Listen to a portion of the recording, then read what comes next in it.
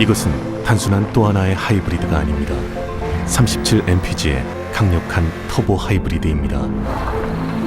우수한 주행거리와 파워로 당신의 다음 이야기를 발견할 수 있게 해줍니다. 그곳이 어디든지.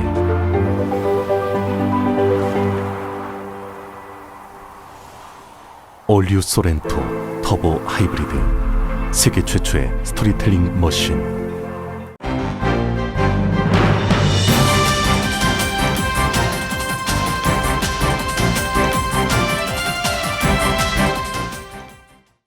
새로운 절반을 시작하는 7월, 라디오 서울이 함께합니다.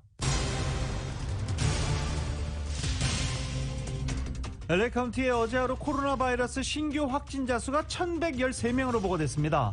사흘 연속 1,000명대로 보고되는 등 코로나 바이러스 재확산세가 뚜렷합니다. 특히 LA 카운티의 코로나 확산은 3주째 이어지고 있는 가운데 특히 백신을 접종하지 않은 젊은 층의 확산이 두드러지고 있습니다. LA 카운티 보건국의 바바라 파레아 국장은 신규 감염 환자들은 거의 100% 백신을 맞지 않은 사람들이라며 백신 접종을 강조했습니다. 앤서니 파우치 소장도 정치 성향에 관계없이 백신 접종을 강하게 권고했습니다. 이런 가운데 미국 제약사 파이자가 오늘 코로나 백신의 추가 접종과 부스터샷이 필요성 여부와 긴급 사용 정례에 대한 논의를 위해서 FDA를 비롯해 미국 정부 고위관리들과 면담을 시작합니다.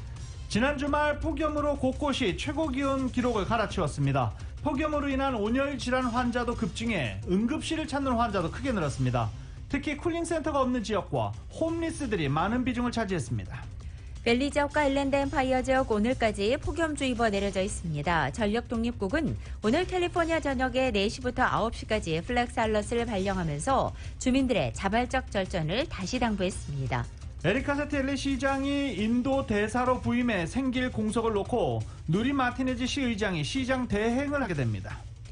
내년에 치러지게 될 이 LA 시장의 보궐선거와 관련해 이미 출사표를 던진 마이크 피어 시검사장을 비롯해 오스틴 뷰토너 전 LA 통합교육부 교육감과 폴 크레코리안 시의원, 허브에슨 전 시장, 그리고 안토니오 베레고사 전 LA 시장까지도 거론되고 있습니다. 인플레이션 우려가 확산되는 가운데 2023년까지 전국의 물가 상승률이 평균 2% 중반대에 달할 것이라는 경제 전문가들의 전망이 나왔습니다. 아프가니스탄 주둔 미군과 나토군을 이끌던 스캇 밀러 미국 사령관이 물러납니다. 미국이 아프간에서 벌여온 20년간 전쟁의 마감을 보여주는 사례로 평가됩니다. 영국의 억만장자 리처드 브린슨 버진그룹 회장이 자신이 만든 우주선을 이용해 첫 민간 우주 관광 비행에 성공했습니다. 이런 가운데 아마존 창업자 제프 베이조스도 이달 말에 우주 비행에 나서고 일론 머스크의 스페이스X 역시 민간인을 태우고 지구 궤도 비행을 준비하고 있습니다. 마이애미 콘도 붕괴 사고 사망자가 90명으로 늘었습니다. 구조당국은 붕괴 현장에서 1,400만 파운드 분량의 콘크리트 등 잔해 더미를 걷어냈다고 밝혔습니다. 하이티 대통령 암살 사건을 조사하고 있는 하이티 경찰이 현재 미국에 거주하고 있는 하이티 의사 1명을 용의자로 추가 검거했습니다. 배후에서 암살을 기획한 인물로 추정됩니다. 한국에서는 수도권 사회적 거리두기 4단계 시행 첫날 문재인 대통령은 국민께 송구하다며 짧고 굵게 끝내도록 전력을 다하겠다고 다짐했습니다. 더불어민주당의 송영길 대표와 국민의힘 이준석 대표가 어제 오후 전국민 재난지원금 지급에 합의했다고 전격 발표했지만 야당이 잠시 전에 정정 발표하면서 사실상 번복됐습니다. NBA 파이널 3차전에서 미러키 벅스가 피닉스 선즈를 120대 100으로 꺾고 2패 뒤 1승을 거뒀습니다. 4차전은 수요일에 열립니다. 유로 2020에서 이탈리아가 승부차기 끝에 잉글랜드를 꺾고 53년 만에 우승컵을 들어올렸습니다. 윈블던 테니스 대회에서는 노박 조코비치가 우승하면서 메이저 대회 최다 승과 동률인 20승 고지에 올랐습니다. 혼조세로 출발한 뉴욕 증시 현재 상승장으로 돌아섰습니다. 원달러 환율은 1147원으로 마감했습니다. 남가주 오늘 이른 아침 한때 잠시 흐리게 시작했지만 점차 맑아지고 있고 한인타운의 낮 최고 기온은 83도로 예상됩니다. 이 시간 주요 뉴스는 미주 취항 30주년을 맞은 아시아나항공 지난 30년간 함께해 주신 성원에 감사드리며 앞으로도 정성을 다하는 서비스와 쾌적한 최신 항공기로 안전하고 편안하게 모실 것을 약속드립니다. 아시아나항공 제공입니다. 여러분 안녕하십니까? 김윤정입니다. 안녕하십니까? 유지승입니다. 2021년 7월 12일 월요일 라디오 서울 모닝 뉴스 2부입니다. 델타 변이 확산 전국에서 감지되고 있습니다. 전국에서 코로나 바이러스 확진자 수도 크게 증가하고 있습니다. 그런데 신규 감염자 거의 전부는 백신이 맞지 않은 것으로 나타났습니다. YTN입니다. 미국에서 코로나19 신규 감염자의 절반 이상은 전파력이 강한 델타 변이 바이러스에 감염된 경우입니다. 이들 신규 감염자 가운데 거의 전부인 99.7%는 백신을 접종하지 않은 사람들로 집계됐습니다. 미국 정부는 변이 확산을 막기 위해 백신 접종의 중요성을 강조하고 있지만 목표만큼 속도를 내지 못하고 있습니다. Fully vaccinated Americans have a high degree of protection, including against this Delta variant. 델타 변이 확산으로 봉쇄령이 내려진 호주에서는 신규 확진자가 나흘 연속 최고치를 경신했습니다. 여기에다 올해 첫 사망 사례까지 나와 위기감이 커지고 있습니다. Given where we're at and given the lockdown was supposed to be lifted on Friday, I think everybody can tell that it's highly unlikely at this stage given where the numbers are. 러시아에서는 코로나19로 인한 사망자 수가 하루 750명을 넘어 역대 최대치를 기록했습니다. 신규 확진자는 하루 2만 5천여 명으로 17일째 2만 명을 넘고 있습니다. 두 차례 백신 접종을 마친 러시아 국민은 10%를 조금 넘는 수준으로 더딘 백신 접종이 상황을 악화시키고 있습니다. YTN 한윤규입니다.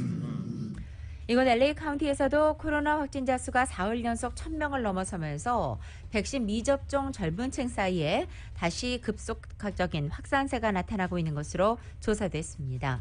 LA 카운티 보건당국에 따르면 금요일인 지난 9일 하루 동안 모두 1,044명의 신규 확진자가 나온 것을 시작으로 해서 다음 날인 10일에는 1,111명, 그리고 어제는 1,113명이 새롭게 확진 판정을 받았습니다. 보건당국은 경제 정상화 이후 사회적인 활동이 늘어나고 또 여기에 전파력이 아주 강한 델타 변이까지 확산되면서 이 같은 확산세가 뚜렷해지고 있다고 설명했습니다. 바바라 페레오 LA 카운티 보건국장은 코로나 감염이 이렇게 다시 확산되고 있기 때문에 백신 접종의 필요성이 더욱더 강조되고 있으며 현재 신규 감염은 거의 100% 백신 접종을 하지 않은 사람들에서 발생하고 있다고 전했습니다. 앤서니 파우치 국립알레르기 전염병 연구소 소장이 지역 차원에서 코로나 바이러스 백신을 맞도록 요구하는 더 많은 명령을 내려야 한다라고 말했습니다.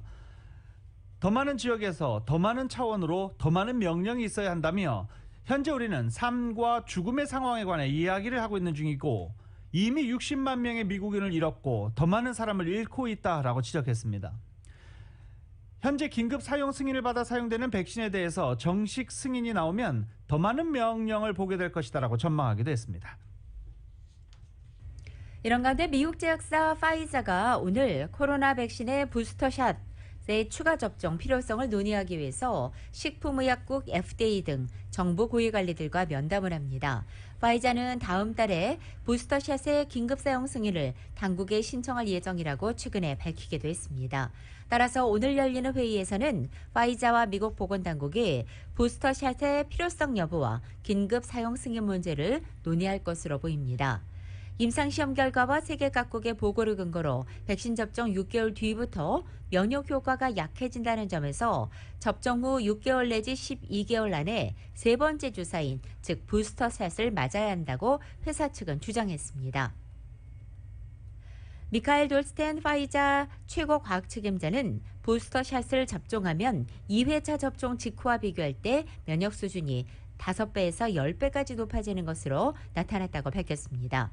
또 이와는 별도로 파이자와 독일 바이온테크는 델타 변이를 예방하기 위한 기존 백신의 업그레이드 버전을 개발하고 있다는 사실도 얼마 전에 공개하기도 했습니다. 하지만 FDA와 질병통제예방센터 CDC는 파이자의 이 같은 계획이 발표되자 현재로서는 부스터샷이 필요한 것으로 보이지 않는다면서 제동을 걸기도 했습니다. 지난 주말 많이 더우셨죠? 데스밸리. 저희가 기온 얘기하고 폭염하면 데스밸리 기온 항상 전해드립니다. 어제 데스밸리 기온이 135도까지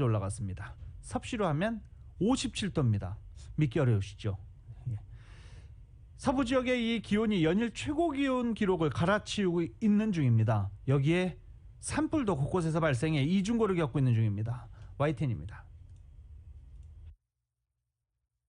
미국 캘리포니아주 데스밸리 국립공원의 디지털 온도계가 지난 토요일 사상 최고 기록인 화씨 135도, 섭씨 57도를 기록하자 관광객들의 기념사진 촬영이 줄을 잇습니다. 하지만 미 국립기상청의 공식 기온은 53.8도에서 최고 기록으로는 인정받지 못했습니다. 네바다주 라스베이거스 최고 기온도 47.2도까지 오르며 80년 만에 최고의 무더위를 기록했습니다. 미 서부 지역의 폭염 기세가 연일 계속되고 있습니다. Well, I came from the Caribbean. I came from Dominican Republic, from a really hot country, and still hot for me. So I'm trying my best.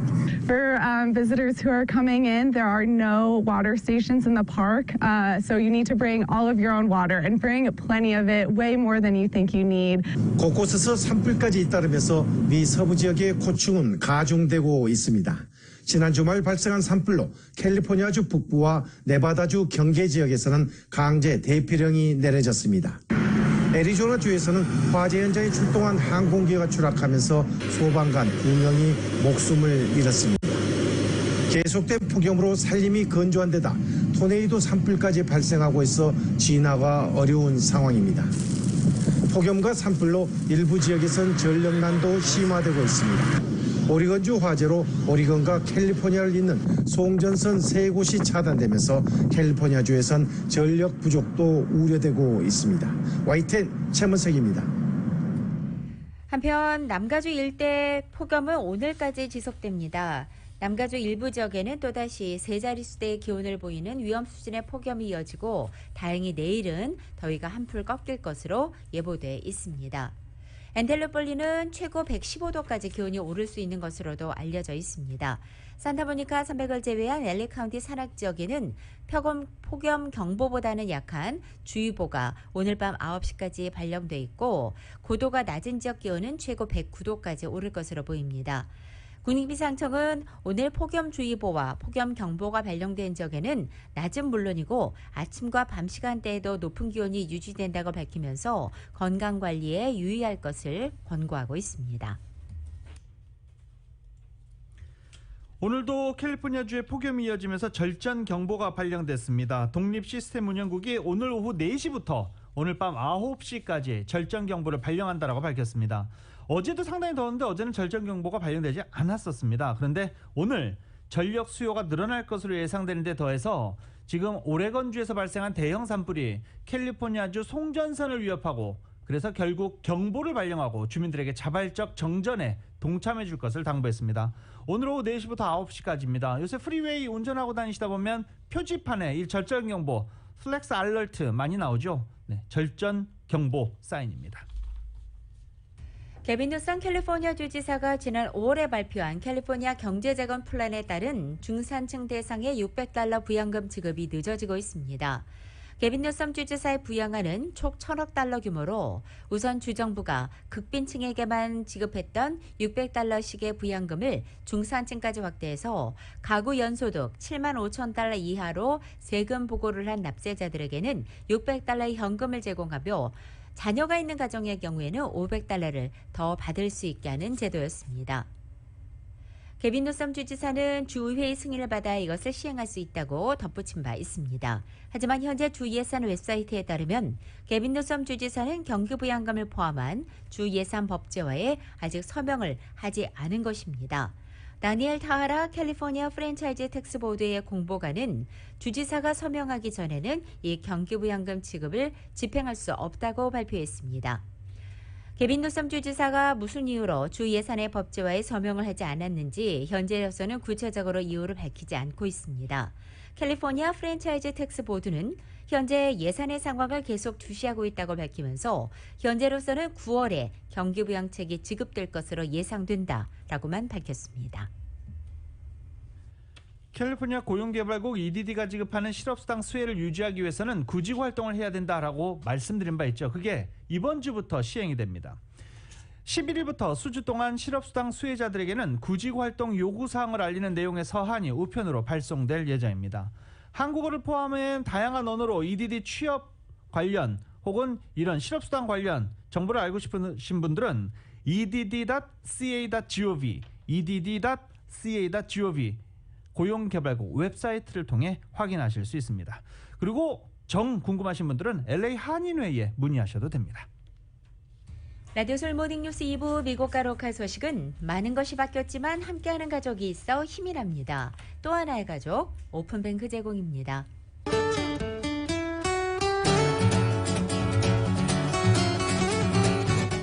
7월 12일 월요일 남가주의 날씨입니다. 오늘 이른 아침 남가주의 출근길은 다소 흐리게 시작했지만 조금씩 거치면서 맑아지고 있고 오늘 낮 기온도 예년 기온을 살짝 웃돌겠습니다. 화요일인 내일과 모레 수요일까지 오늘과 비슷한 기온이 유지되겠고 목요일에는 예년 기온을 되찾겠습니다. 한편 지난 주말 극심한 이 폭염을 보였던 샌버나도 지역과 리버사이드 카운티 밸리 지역, 일랜드 엠파이어 지역은 오늘까지 폭염주의보, 폭염경보 발령되어 있습니다. 가급적 야외 활동 자제하시고 건강관리에 특별히 유의하셔야겠습니다. 또 전기 사용량 급증에 따라서 자발적인 절전도 오늘 당부되고 있습니다. LA 한인타운의 오늘 낮 최고 기온 83도, 밤 최저 기온은 68도로 예상되고 오렌지 카운티 지역 84도, 68도, 밸리와 일랜드 엠파이어 지역 94도, 66도, 해안 지역은 72도, 65도 되겠습니다. 한국 오늘 전국이 흐리고 무덥습니다. 서울의 오늘 아침 최저 기온이 77도로 출발하고 낮 최고 기온 93도까지 올라서 찜통 더위와 함께 열대야도 기승을 부리겠습니다. 라디오 솔 모닝뉴스 2부 이 시간은 1250만 불 교통사고 최고 보상, 교통사고 전문 천재 변호사 리차드 호프만, 메디케어 시니어를 위한 전문의 허가가 아주 빠른 한인 최고 최대의 서울 메디칼 그룹, KS의 경쟁자는 KS 자신뿐, 터보 엔진을 장착한 기아 KS, 비즈니스에 힘을 드립니다. 당신의 비즈니스 뱅킹 파트너 CBB뱅크 공동 제공입니다.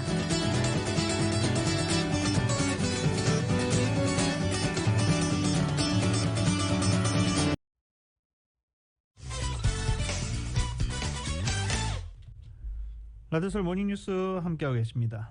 마이애미 콘도 붕괴 참사 사망자는 90명, 90명으로 늘었습니다. 다니엘라 레빈카바 카운티 시장은 회견을 통해서 이렇게 밝히고 31명이 잠정적 실종 상태라고 전했습니다.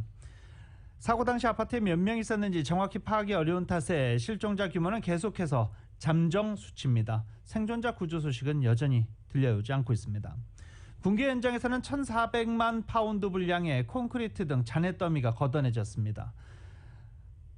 수색대가 속도를 내면서 조심스럽게 작업을 진행하고 있다라고 구조대들은 강조하고 있습니다. 섬세한 작업이기 때문에 깨지지 않은 와인병도 찾아낼 때가 있다라면서 구조 작업 매우 섬세하게 조심스럽게 이루어지고 있다라고 덧붙였습니다.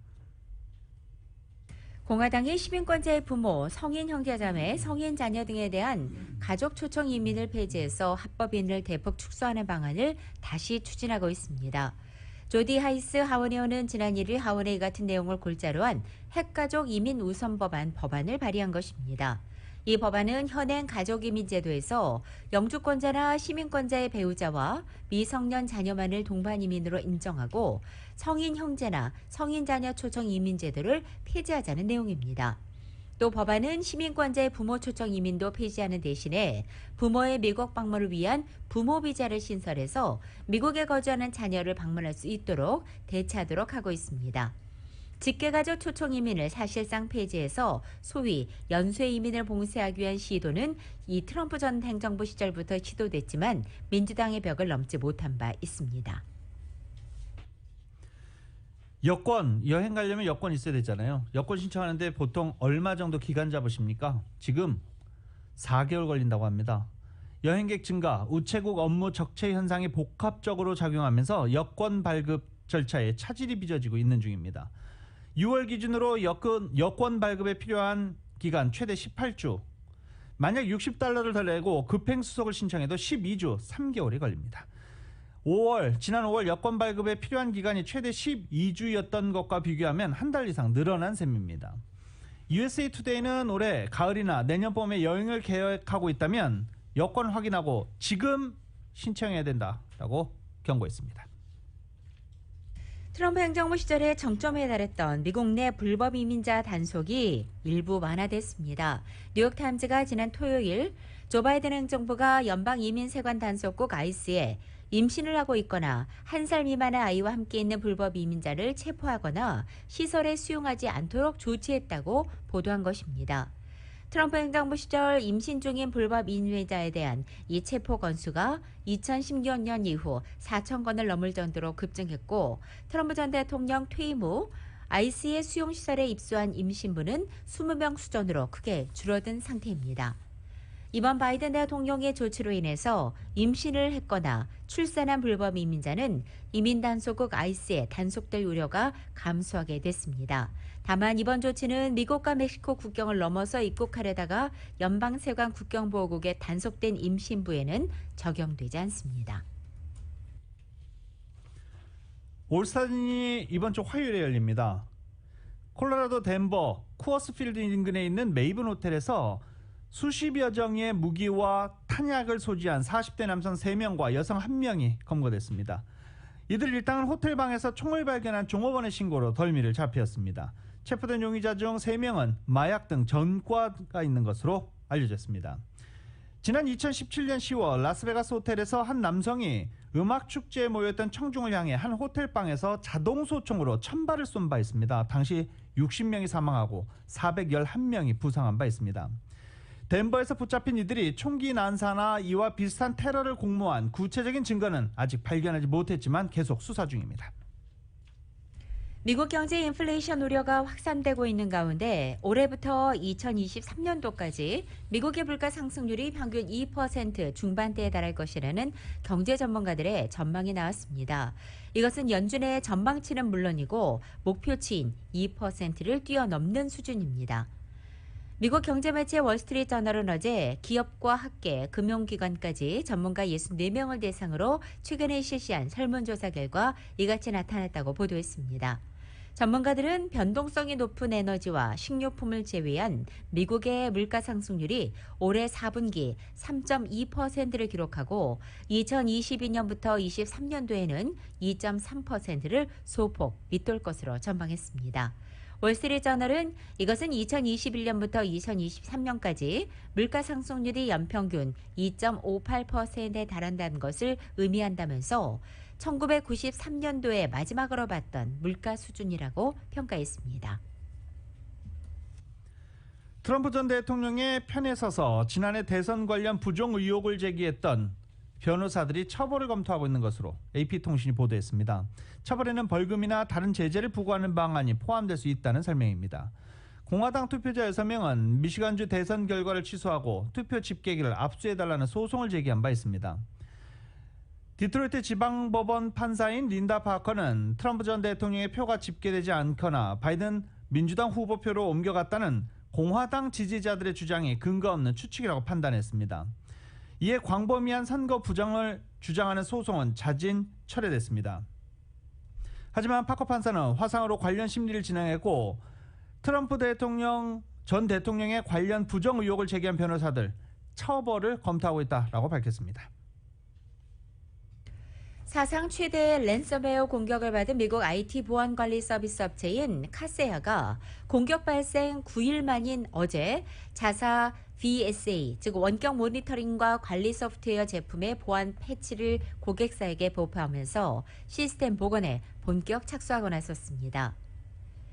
관련 매체에 따르면 카시아는 이날 자사 블로그에서 사내 설치용 VSA 고객사를 위한 보안 패치를 배포하고 서비스형 VSA 제품에도 적용하기 시작했으며 이 서비스형 VSA 고객은 60%가 시스템이 활성화됐고 그 나머지도 점차적으로 복원될 것이라고 발표했습니다. 카세아는 지난 2일 러시아 해킹 조직으로 추정되는 레빌로부터 랜섬웨어 공격을 받았습니다. 정확한 피해 규모는 밝혀지지 않았지만 전 세계 카세아의 고객사 그리고 2차 고객사까지 모두 1,500곳이 피해를 입은 것으로 알려져 있습니다. 아프가니스탄 주둔 미군과 북대서양 조약기구 나토를 이끌었던 스캇 밀러 사령관이 사령관직에서 물러납니다. 아프가니스탄에서 벌여온 20년간 전쟁이 끝나감을 보여주는 일로 평가받고 있습니다. 워싱턴 포스트는 아프가니스탄 주둔 미군 사령관이 퇴진하면서 20년간 전쟁의 상징적 종지부가 찍혔다라고 설명했습니다. 육군 대장인 밀러 사령관은 2018년 8월 현재직을 맡았고 이번에 사임하게 되는 겁니다. 재임 기간 약 3년으로 역대 아프간 주둔 미군 사령관 가운데 가장 긴 재임 기간이었습니다. 이제 밀러 사령관이 물러나면 아프간 주둔 미군 지휘권은 프랭크 맥켄지 중부 사령관에게 넘어갑니다. 주변 엘 모이저 대통령 피살 사건을 수사하고 있는 하이티 경찰이 미국에 거주하는 하이티 의사 한 명을 용의자로 추가 검거했습니다. 레옹 샤를 하이티 경찰청장은 어제 플로리다주에 살고 있는 하이티 국적의 63살의 크리스당 에마누엘 사농을 체포했다면서 바로 이 사람이 대통령 암살을 배후에서 기획한 사람들 중에 한 명이라고 말했습니다. 샤를 청장은 일당의 도주진로가 막혔을 때 그들이 가장 먼저 연락한 사람이 바로 에마누엘 사농이었다며 그의 집에서 미국 마약 단속국 로고가 적힌 모자와 탄약, 차량 2대, 도미니카 공화국 자동차 번호판 2개도 발견됐다고 전했습니다. 앞서 경찰은 지난 7일 발생한 모이제 대통령 암살 사건에 콜롬비아인 26명과 하이티계 미국인 2명이 가담했고 이 가운데 미국인을 포함해 20명을 체포했다고 발표한 바 있습니다.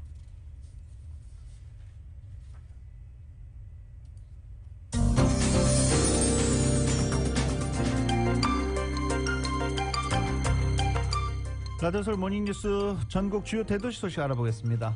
뉴욕, 뉴저지주에서도 델타 변이가 급속히 확산되고 있습니다.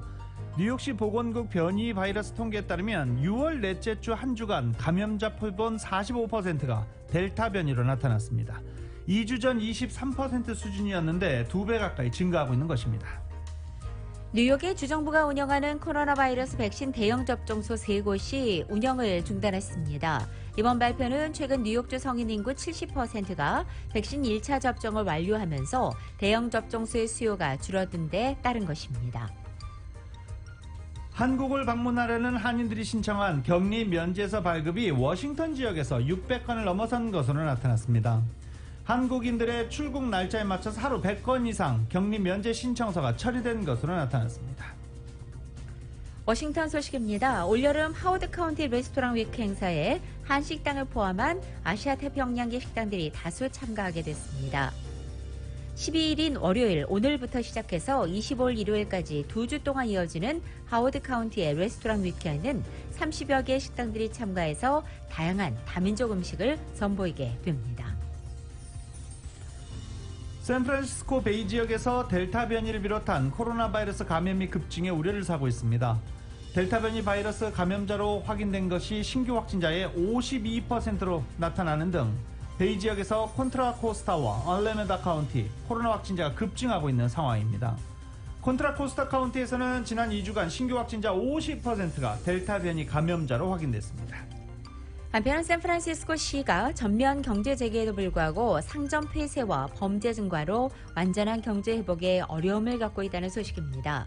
샌프란시스코 크로니클에 따르면 높은 백신 접종률과 코로나 감염자 급감으로 지난 6월 15일부터 경제를 전면 재개방했지만 시내의 스몰 비즈니스 업소 45%가 여전히 문을 닫고 있고 여기에 엎친 데 덮친 격으로 업소 매장과 여행객을 상대로 한 이 절도 범죄가 급증해 우려되고 있다는 것입니다. 새롭게 발표한 리스트에 따르면 샌프란시스코 시내 스몰 비즈니스 업소 45% 이상은 폐쇄를 지속하고 있고 이 같은 수치는 지난 3월부터 6월 초까지 지속된 것으로 알려져 있습니다. 워싱턴 DC에서 벌어졌던 연방의사당 폭동 당시 집회에 참석했던 시애틀 경찰관 6명 가운데 2명에 대해서 해고가 단행돼야 한다는 권고가 내려졌습니다.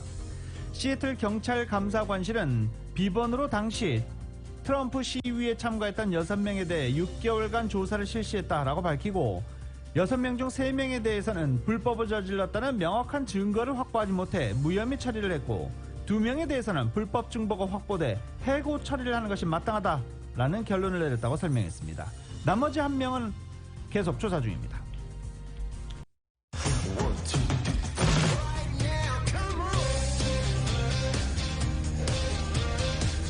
라디오 서울 모닝뉴스 스포츠 시간입니다. 저희 라디오 서울은 도쿄올림픽을 앞두고 주말 스포츠 소식을 보다 상세하고 생동감 있게 전해드리기 위해서 스포츠 전문 해설위원 함께할 예정입니다. 매주 월요일 스포츠 소식을 전해주실 최세영 해설위원 스튜디오에 나와 계십니다. 안녕하십니까? 어휴, 정말 반갑습니다. 오래간만입니다. 네. 자, 오늘부터 매주 월요일 잘 부탁드리겠습니다. 예.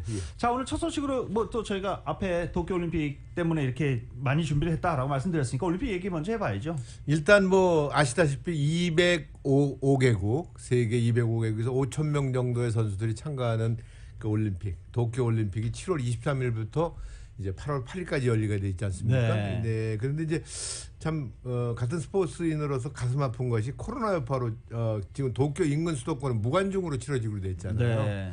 그래서 관중 없는 그런 과연 그 경기가 어떤 그런 재미가 있겠나 하는 생각도 들고, 뛰는 선수들도 그렇고 참 어찌 보면 좀 김이 빠진 그런 대회다 하는 그런 생각이 들어요. 그래서 지방 도시에서는 뭐 일부 관중이 들어오긴 하는데 네. 입장 제한이 되기 때문에 역시 김 빠진 올림픽이 되지 않겠나 싶은 생각이 들고요. 네. 그럴 계기로다 이제 한국 선수단에 대해서 좀 알아봤더니 선수가 29종목에서 나가게 돼요. 29종목이다. 선수가 232명, 그리고 임원이 88명, 본부 임원 34명 등에서 354명의 대선수단이 이제 참가하는 거로 지금 돼 있고요. 이제 곧 도착하겠죠. 왜냐하면 시차가 그렇게 많지 않기 때문에 이번엔 빨리 가지 않는다는 그런 이야기가 들어왔어요. 네. 그렇게 돼 있는데 역시 이제 관심 가는 종목이 이제 올림픽이 되게 되면은, 물론 이제 올림픽 같은 경우에는 가장 많은 올림픽의 꽃이라는 것이 육상이라는 이야기도 있는데 우리나라 선수들이 육상의 그 세계적인 무대에 다가서기엔 조금 거리가 있잖아요. 네. 그러다 보니까 일단 축구, 야구, 농구 등 이런 구기 종목일 수밖에 없죠. 네. 그래서 이 축구가 런던 올림픽 때 그 홍명보 감독이 이끄는 런던 올림픽 때 동메달을 차지했잖아요. 그래서 김학범 감독이 이제 강력하게 얘기를 했죠. 사고를 한번 치겠다. 근데 그것이 무슨 사고인지 이제 궁금한 그런 상황이 됐고, 저희가 생각하는 좋은 사고가 돼야 될 텐데. 예, 좋은 사고냐 나쁜 사고냐인데 이제 저도 이제 좋은 사고가 됐으면 좋겠고, 네. 야구도 이제 가능성이 많은 그런 스포츠 아니겠습니까? 맞습니다. 야구에서도 좀 선전이 기대가 되는데 이제 농구는 좀 부담이 가고. 근데 농구는 여기 지금 제가 자료 준비는 안 했습니다만 지난주에 우리 미국 농구 대표팀이 미국 농구 대표팀이 그 나이지리아하고 붙었어요. 졌죠? 두 번 대회에서 예전 두 번 대회에서 뭐 50점, 40점 차이로 이겼는데 이번에 졌어요. 5점 차이로. 그래서 이게 과연 드림팀이 맞나 했는데 어떤 분들은 깨멍깨멍 그러더라고요. 그런데 이 감독은 그랬어요. 조코비치 감독은 뭐라 그랬냐면은 이게 예방주사 맞은 거다. 네. 그러니까 이게 정신을 차려야 된다는 이야기를 했는데 미국 팀의 경기도 올림픽에 나가게 되니까 제가 월요일 날 아침마다 나와서 기대됩니다. 네, 한국 선수들 그 활약상, 미국 선수들의 활약상도 알려드리게 되고, 그 특이한 거 하나는 이제 럭비가 이번에 처음으로 참가를 하게 됐죠. 네. 그 2016년 리우 올림픽 때 처음으로 그 럭비 7인제, 럭비는 이제 15인제가 있고 7인제가 있는데 15인제는 올림픽에 나갈 수가 없어요. 왜냐하면 워낙 경기 시간이 길어지기 때문에 그 국제 경기에서는 일주일 이상을 쉬어야 된다 합니다. 그래서 7인제 럭비는 7분 만에 끝나는 7분. 네. 그렇기 때문에 7인제 럭비가 이제 정식 종목이 됐는데, 한국이 이제 나가게 된 동기는 일본이 그 주최국 그 프리미엄으로 그냥 자동으로 출전권을 땄기 때문에 자리가 하나 비었어요. 그래서 한국이 나가게 됐는데, 그 럭비 15인제에서는 한국이 세계 무대에 근접할 수가 없어요, 사실은요. 그렇지만 7인제는 스피드가 필요한 그런 경기에 힘보다는 그래서 가능성이 있지 않느냐 하는 이야기 들어서, 이 럭비가 예전에 그 일제 때 들어왔는데, 일제 그 강점기에 그 럭비 선수들이 그 일본과 시합만 하면 꼭 무슨 그 독립운동 하듯이 했다고 그래요. 그래서 이번에 럭비 선수들이 아마 화이팅을 한번 해주지 않을까, 그래서 알려드리도록 하겠습니다. 네. 이 럭비 성적이 올라가면 또 럭비에 대한 관심도 크게 올라가겠네요. 또. 사실은 예전에 비해서는 많이 좋아졌는데, 워낙 축구, 야구, 농구 이쪽으로다가 이제 인기가 있다 보니까 럭비는 아무래도 관심 밖의 종목이고 좀 복잡해요. 복잡하죠. 또 룰도 복잡하고. 네, 룰도 복잡하고. 그래서 기회가 된다면은 제가 또 설명을 드리도록 하겠습니다. 자, 지금 축구 말씀하셨는데, 지난 주말에 지구촌이 축구 때문에 들썩거렸어요. 네, 남미하고 유럽에서 난리가 났죠. 토요일 날 다운타운 나갔더니 들썩거리고, 일요일 날 대낮에 다운타운 갔더니 또 들썩거리고. 저도 좀 봤어요. 대단했습니다. 예, 정말 굉장했는데, 아시다시피 코파 아메리카 결정전이 아르헨티나가 홈팀인 브라질을 누르고 이겼죠. 예, 참 이게 1대0으로 꺾었는데 브라질이 그 제가 기억나는 게 리우 그 월드컵 때 브라질 네, 월드컵 때 독일한테 7대0으로 졌잖아요. 7대1인가? 하여튼 뭐 스코어가 7점을 내주고 졌는데 홈에서 그것도 앙숙인 아르헨티나한테 1대0으로 졌다 하는 거는 브라질 축구 팬들한테 정말 대못을 박은 거죠. 충격이죠, 충격. 큰 충격이죠. 그 화면 보니까 사실은 관중 그렇게 못 들어왔잖아요. 맞아요. 이 코로나 때문에. 그런데도 브라질 그 팬들이 막 울더라고요. 아, 바깥에서 보신 분들이 막 예. 길거리에서 울고 그러시더라고요. 그러니까요. 울 일은 아닌데. 그래서 이제 메시가 34살인데 드디어 아마도 이제 드디어 마지막 메이저 대회를 우승을 하면서 그 인생과 어떤 그런 기록을 세우면서 뭐 다음 4년 후에는 37이 되나요? 38이죠. 38이죠. 38에 또 나온다는 건 제가 볼 때는 좀 불가능하니까 네, 네. 결국은 메시가 홈에서는 그 아르헨티나 옷만 입으면 부진했잖아요. 네. 그래서 이제 스페인 사람 아니냐 하는 그런 비아냥도 있었는데 일단 메시가 네. 그동안에 쌓였던 한을 싹 풀어버린 그런 멋진 경기였다 볼 수가 있겠죠. 네. 그리고 유로 2020에서는 또 이탈리아가 우승을 했어요. 이것도 또 대박이었는데 그 잉글랜드가 유로 2000에서 유로 대회에서 우승한 적이 거의 없잖아요. 네. 그러니까 웸블리 스타디움에서 열리는 2020 유로 대회에서 잉글랜드가 죄송합니다. 오랜만에 방송합니다. 연장 접전 끝에 일단 이태리도 역시 53년 만에 승부차기 3대1로 승리를 했어요. 네. 그래서 유럽과 그 남미를 갖다 아주 그 축구로 뜨겁게 다가왔던 거. 월드컵 다음으로 뭐 남미나 유럽 사람들한테 제일 관심 있는 맞아요. 경기가 바로 이 경기거든요. 네. 그래서 정말로 굉장했다. 그래서 지난주는 온통 다 스포츠로 꽉 찼던 그런 한 주였던 것 같습니다. 맞습니다. 네.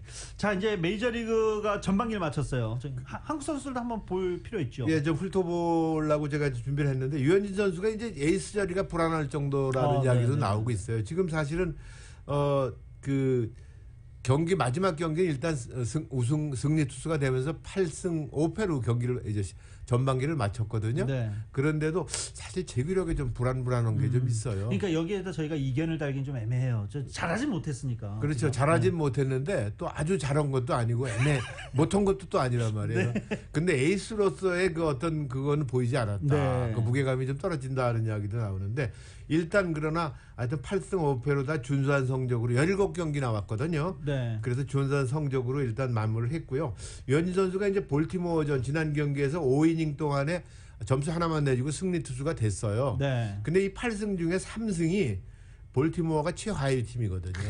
그 약팀한테 너무 3번만 이겼기 때문에 강팀의 좀 약한 모습을 보여줬기 때문에 에이스로서의 어떤 덕목이 좀 안 보였다 하는 그런 생각이 좀 드는데 일단 그래도 8승을 올리면서 체면 유지는 했다. 네. 전반기를 마쳤고 맞습니다. 그다음에 이제 김광현 선수가 토론토에 6이닝 무실점을 했잖아요. 네, 네. 그러면서 3연승을 했고 시즌 4승으로 전반기 마감을 하면서 2선발도 가능하다는 이야기가 또 나오고 있어요. 김광현 선수는 전반기 후반에 되게 잘했어요. 그죠? 네.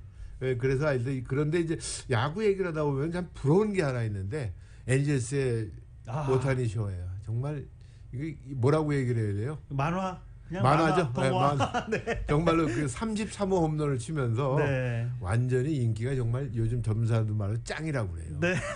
그래서 오타니 쇼헤어 선수 같은 선수가 우리도 나왔으면 하는 생각이 들면서 좀 부럽죠. 네. 야구 얘기 마치도록 하고요. 네. 자, 그리고 이제 주말에 펼쳐졌던 골프 정리 좀 해주셔야죠. 골프 얘기를 하는데요. 사실은 제가 이제 예전에 방송할 때 LPGA 경기 끝났다 그러면 일단 한국 선수 우승 소식이었잖아요. 맞아요. 근데 금년에는 영 지금 부진해요. 그래서 여태까지 보니까 2019년에 15승, 2015년에도 15승. 한국계가 그렇게 해서 한국계까지 따지면 21승을 했거든요. 2015년에. 그리고 2020년에는 이제 좀 부진하기 시작해서 7승. 그리고 이제 금년에 현재 3승. 그리고 한국계 선수가 1승에서 4승밖에 못 올리고 있거든요. 네. 그래서 굉장히 부진한 그런 모습을 보여주고 있는데 이번에 끝난 그런 바로 경기에서도 마라톤 클래식에서도 54홀로 이제 경기를 마쳤어요. 1기 관계로. 그런데 일본의 그 하타오카 나사 선수가 통산 4승을 올리면서 그 우승을 차지했고 양희영 선수가 11언더파 202타로 공동 5위로 경기를 마감을 했어요. 그걸 보면은 예전에는 탑 10에 한국 선수가 뭐 보통 대여섯 명씩 들어갔잖아요. 맞아요. 네. 근데 요즘 탑 10 들어가기도 어려워요. 그래서 이걸 보면서 제가 느낀 건데 제가 지지난주인가에 그 밴쿠버에서 열린 그 라스베가스에서 네, 네. 열린 그 밴쿠버 그 토너먼트 그 매치 플레이에 그 관전을 했었어요. 가서 보면서 한국 선수들을 좀 눈여겨 이렇게 들여다봤는데 박임 선수를 주로 봤죠. 네. 투업으로다가 이기고 오다가 결국은 독일 선수한테 역전패를 당했거든요. 네. 그걸 보면서 느낀 게 좀 이건 뭐 이렇게 제 표현이 헝그리 전술이 좀 부족하지 않나. 좀 너무 사람들이 그리고 우리 선수들이 못한다기보다는 외국 선수들이 너무 잘해요.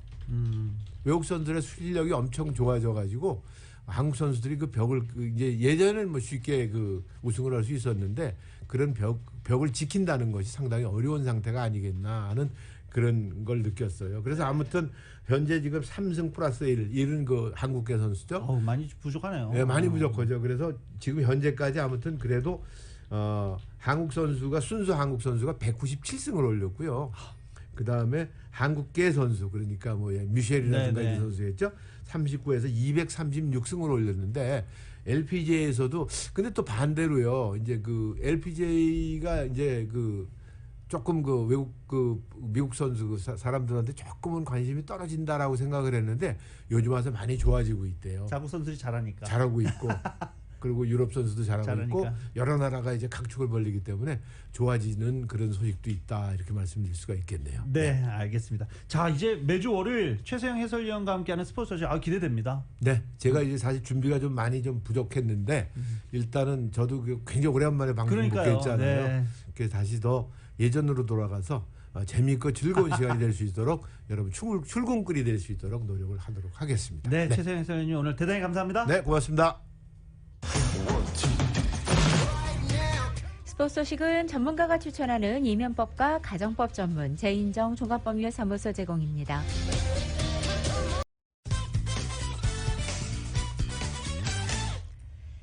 조 바이든 대통령이 에릭 가세티 현 LA 시장을 인도 대사로 공식 지명하고 또 이에 따라서 만약 LA 시장직에 공석이 됐다면 시장 대행은 누리 마티네스 현 시의장이 맡게 될 것이 유력합니다.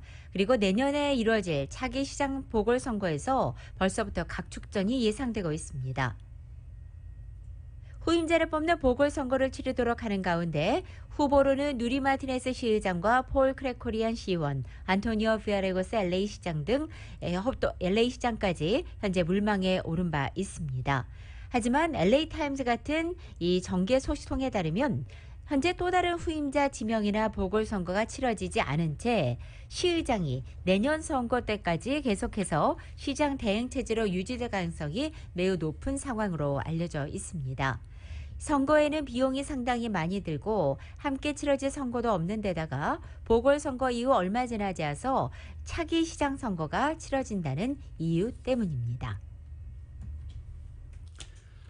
한인 데이빗 전 시의원이 관할했던 4지구 니디아 라만 시의원이 급진적인 행보 끝에 취임 6개월 만에 리콜 캠페인에 휘말렸는데요.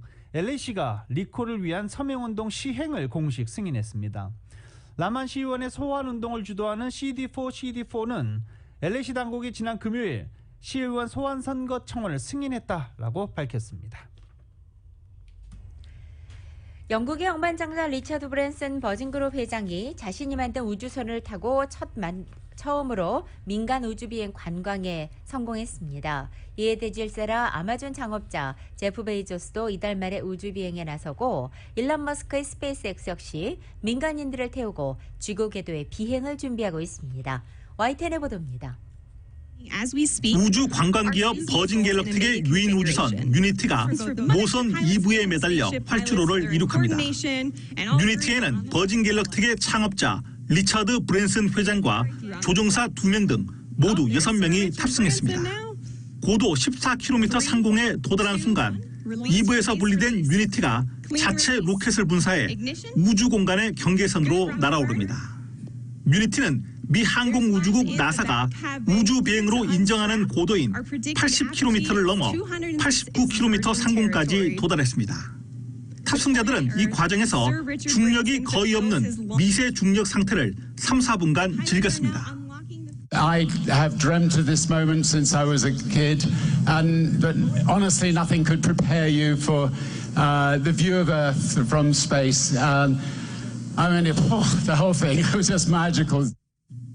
지난 2004년 설립된 버진 갤럭틱은 25만 달러, 우리 돈 2억 8천만 원의 우주 관광 티켓을 이미 600장 이상 팔았습니다.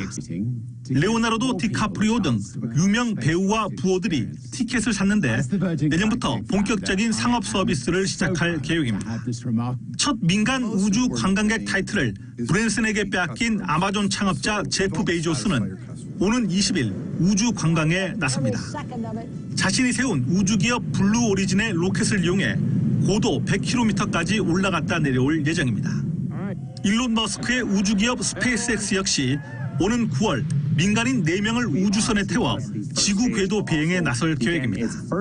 억만장자들의 경쟁이 본격화되면서 민간 우주 관광 시대가 성큼 다가오고 있습니다. YTN 박경석입니다.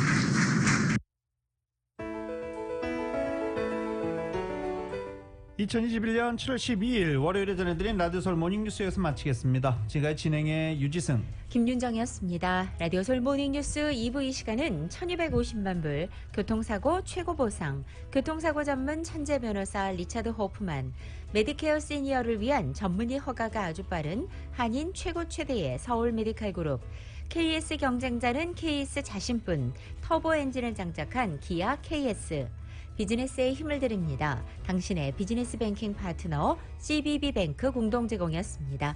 잠시 후 9시에는 강혜신의 오늘의 미국이 방송됩니다. 함께해 주신 여러분 고맙습니다.